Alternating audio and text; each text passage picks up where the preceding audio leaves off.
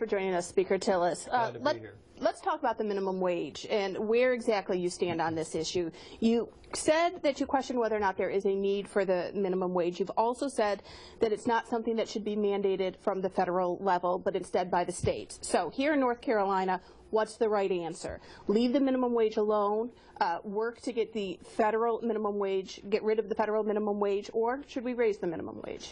Well, I think one thing that we need to do, and this is why I have taken the position I have on minimum wage, is as somebody who worked to make ends meet on minimum wage back when I was on my own after 17 years old, you have to view minimum wage as a stepping stone. One of the concerns I have in this debate is it's another regulatory overreach that the Congressional Budget Office says will take about 500,000 jobs out of the economy.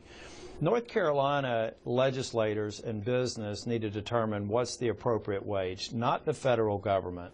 What we need to do is get away from this mentality of a minimum wage economy, though. We need to talk about creating jobs. If we had greater job growth, minimum wage would be less relevant because employers would be paying more to attract the best and brightest talent that they can identify. Senator Hagan, on the other hand, has this mentality that we're in this new normal where the minimum wage is what most people should expect to make. I think that's a sad commentary on the state of the economy. We need to reduce the regulatory burdens that are killing jobs, like Senator Hagan's proposals with the EPA regulations, like sequestration, and get to policies that create jobs here, that make the minimum wage something that the market will make irrelevant because more people will be paid higher paying jobs.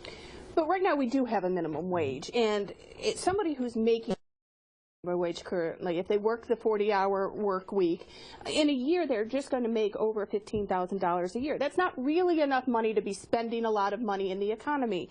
So while a minimum wage increase could hurt a small business owner who's trying to hire people, how do you balance that against there being less money being spent in the economy? You know, Loretta, what I worry about are the employers that are going to have to fire people to live up to this new regulatory overreach. I was down in Calabash a few months ago, and I met with a restaurant owner who said that he's got some 17, 18-year-old kids that work in his restaurant year-round. He doesn't really need them in the off-season, but he lets them stay there to give them some walking around money and then have them ready for the busy season when the tourists come.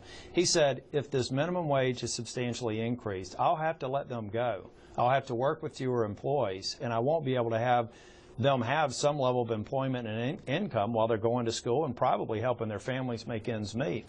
That's why when you're talking about a regulatory proposal by Senator Hagan, supported by Harry Reid and President Obama, that's going to kill 500,000 jobs, we cannot afford to kill any more jobs. Obamacare is going to kill the equivalent of 2.5 million jobs.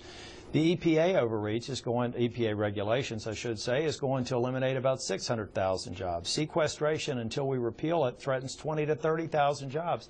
This is just another regulatory overreach that's going to put people out of work. That's why I think we need leadership that's looking to grow jobs, grow the demand for jobs, and when you do that, you'll grow wages. As a matter of fact, in North Carolina, women and minorities are disproportionately out of work already over the last 6 years under Senator Hagan and President Obama. I think if we're not careful with this, you're going to see more women harmed by these policies, these regulatory overreaches, and more minorities.